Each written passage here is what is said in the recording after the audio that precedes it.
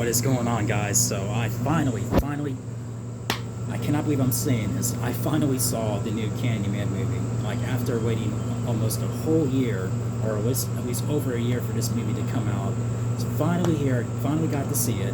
And it is a direct sequel to the very first one, so let's just get that out of the way. I mean, the other sequels, like, for those of you who are wondering, do I have to see the sequels? Do I have to see the... if you've seen the first one, that is all you need to go into this movie. So if you have not seen the first one, you better go and watch that and then go see this one. And that's all you need to do when going into this movie.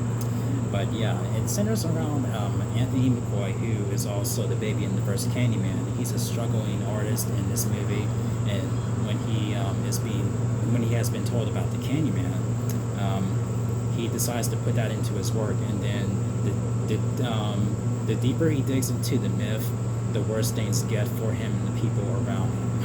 And that's your story into this movie going forward. And I have to say, it's very refreshing that the lead character is a black male as opposed to a white blonde, which is what I feel like that was a tradition in the previous Candyman movies. I don't know. I mean, I feel like it's pretty refreshing and a bit more creative. And then this movie's being done by black filmmakers this time around. I mean, I appreciate previous filmmakers for wanting to bring this to cinema. Before this movie, but it's nice to know that some black filmmakers got their hands on it and they're able to push forward with what they want to tell with this movie. Like with Jordan Peele, being the producer and the writer, and Nia DaCosta also helping in the writing and as a director. I felt like this movie was in really great hands, and also I feel like I like the usage of mirrors. There's a lot of things I liked about this movie. Like, I have to say, the way they used the mirrors in this movie, it's like in no way that it's ever been done before in previous movies. And not to mention where at times you can see Candyman working in the background in a mirror, like when there's a mirror in the shot and you're just like, oh, there he is. I mean, I caught him every time. I didn't have to look that hard, but maybe you may have to. But yeah, I mean, if you look closely, you can see him in the background, like working in the corner or something like that.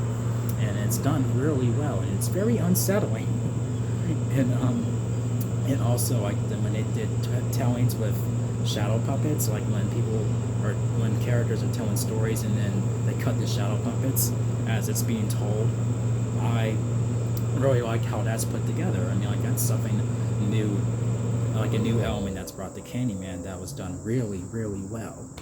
And the kills in the movie, some people who reviewed the movie said that they happened off screen, and I feel like they really didn't. I feel like you don't always see fully, like, you don't always see the full death, but you do get a little idea of the carnage, like, as it's happening. But if people who found that as nitpicks, I feel like they forgot that has happened a lot in the first movie, where a lot of kills were off screen in that first movie, and there's only, like, I think 2 on-screen kills in the first Candyman movie. I feel like some of these people are forgetting that. But yeah, I feel like each death that has happened in this movie was very effective, and it was like from an entertaining, a moviegoer standpoint, I thought they were all done really well. Like, where it was like, wow. and a couple of people who have reviewed this movie said it was set 10 years after the first movie, and I want to go ahead and go on record that is not true. It is set in 2019 when you're into this story. I mean, there are flashbacks, here and there, but here it is set in 2019, not 10 years after the first movie, not 2002, 2019. So that's what you need to keep in mind going forward.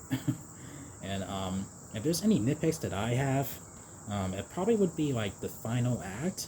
I feel like they could have added more to what they've shown, and the final act was really done well. I mean, I really enjoyed it, but I feel like I needed a little bit more of it. Looking back on it, like, I feel like when I watch it again, I'm being like, I wish they added more to that, man. I wish they added more to that. But that's just me saying I wanted more than what I got. but maybe I think a lot of people felt that way, and I am up there, not to the point where I'm like, up, it just ruined the movie for me.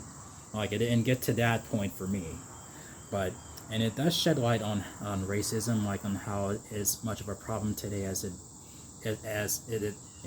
ever been, as it has been prior to now, and they do that without forcing it down your throats. They don't try to force it down your throats and take you out of the movie or anything, but I mean, Candyman is based around racism to begin with, and he is the repercussion of racism, and then and he fits. I feel like he fits very, really well into the present day than he did like years prior. So it's the way times have been lately, and so yeah, it's interesting to see how Candyman is thrown into that mix, or how they throw that into the mix of Candyman in today. But overall, this movie was done really well. I feel like this was more of a sequel. This one felt more like a sequel than the previous movies. Those previous movies I really liked when I first saw them, and then years later, they don't hold up. They don't hold up, despite the fact that Tony Todd reprised the role in those movies and whatnot, and that's the only recollection or the recognition of that, like from the first movie for me, and the music score in the second movie. But I feel like they bring more of what the like from that first movie, like not to mention also with Anna Marie, played by Vanessa Williams. She still looks the same as she did in the first movie. Like she still looks the same. It's amazing.